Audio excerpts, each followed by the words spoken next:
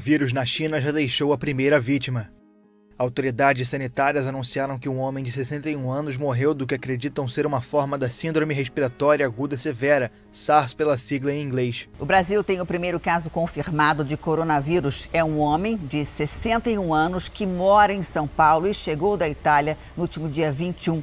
WHO has been assessing this outbreak and we're deeply concerned that COVID-19 can be characterized as a pandemic. Covid-19 é um nome que conhecemos já tem um tempo, mas o que parecia ser passageiro ainda é realidade em 2021. Olhando para tudo isso, decidimos abordar nesta série de reportagens os impactos do coronavírus no entretenimento. A pandemia deixou 42% dos artistas brasileiros sem renda em junho de 2020. Para se ter uma ideia, só aqui no Rio Grande do Sul, eram 900 famílias de trabalhadores da cultura que estavam em risco. A Covid-19 atingiu o setor em cheio. O governo federal até chegou a criar algumas medidas de ajuda. Mas será que as coisas melhoraram? Durante esses mais de 12 meses, são muitas histórias para contar.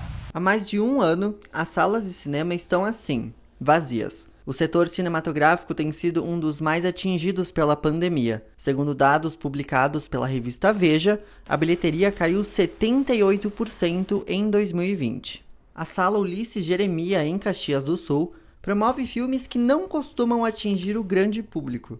Mas, ao contrário do que se pode imaginar, o espaço foi menos impactado pela crise sanitária em comparação às grandes redes de cinema. Nós trabalhávamos com a expectativa de fechamento de no máximo 2 ou 3 meses. Ainda não temos perspectiva nenhuma.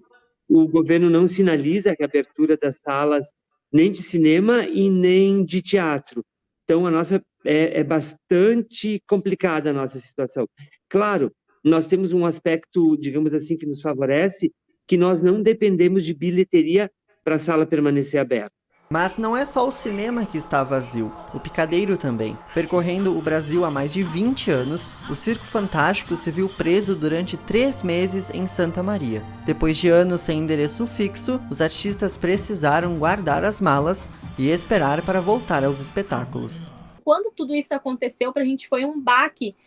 Depois dos meses passando, em questão psicológica demais. Muita gente ficou muito mal psicologicamente, com ansiedade, depressão, né? Vários quesitos assim, então síndrome do pânico. Então, porque a gente tá acostumado a estar nessa rotina, a gente tá acostumado a ter essa vida, e de repente tudo parar, a gente não poder fazer mais nada. Os estúdios de dança também precisaram fechar suas portas e evitar aglomerações. O contato direto entre os alunos e professores, que antes era essencial para a aprendizagem, passou a ser um risco à saúde. Foi um momento muito complicado, assim, de entender o que estava acontecendo de fato. Eu acho que a principal sensação que eu tive na hora foi, vamos fechar por uns 15 dias e logo depois a gente retorna, porque, tipo, as coisas vão se ajeitar, sabe? Mesmo apresentando riscos, o contato entre os dançarinos e o público faz toda a diferença, deixando uma enorme saudade. Eu sinto falta do público, da plateia cheia, sabe? Do palco cheio. Eu acho que isso é o que mais me dá saudade, assim, tipo, de ver a cortina abrindo e ter uma plateia lotada de pessoas para assistir.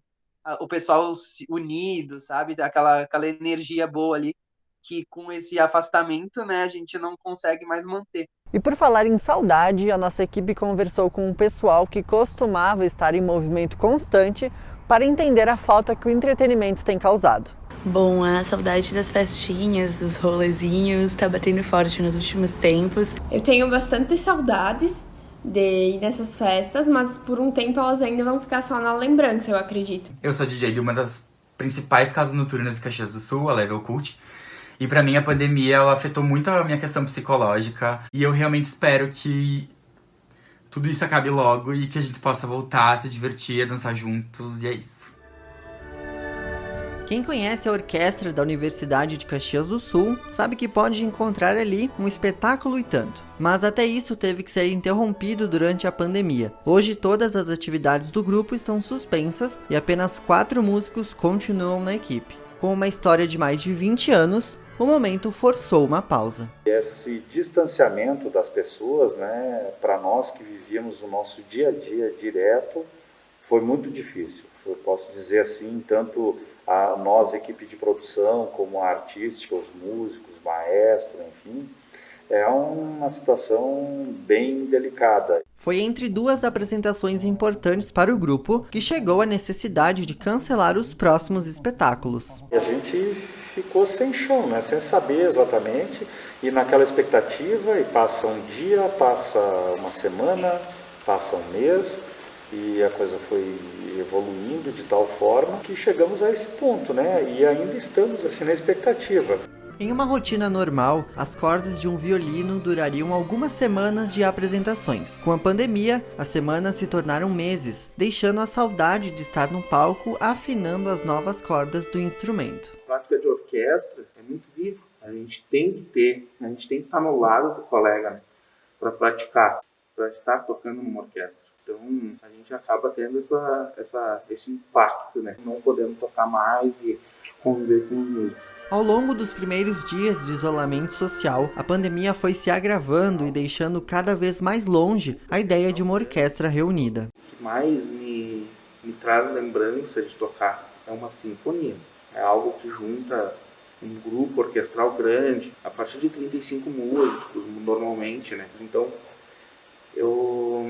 aquele todo do estar tocando, a energia de vibrar junto com o som da orquestra, é realmente algo que falta, sabe? No próximo episódio, vamos entender um pouco dessas dificuldades e conhecer algumas alternativas encontradas pelo setor para poder continuar de portas abertas.